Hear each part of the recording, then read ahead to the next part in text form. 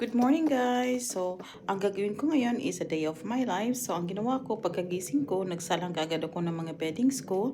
Tapos namalansya ako, tapos sinilip ko yung basurero kung nakuha na nila yung aking mga basura. And then, kinuha ko na yung mga natuyo ko na mga nilabhan. So, yun nung namalansya ako, yun yung mga nilabhan ko kahapon. Kaya kahit naglaba pa ako ng mga beddings, nakasimula na ako na magplancha. And then, bago ako umakyat, naglagay muna ako ng aking salmon sa air fryer para while doing something else, nagluluto na ako ng aking pagkain later on. Tapos, pagkatapos niyan, ang ginawa ko is ano na ako ng mga beddings ko, yung panibagong beddings, para ready na mamaya sa pagtulog ko. And then, ang nangyari ito na siya, nalagay ko na, tapos naligo na ako.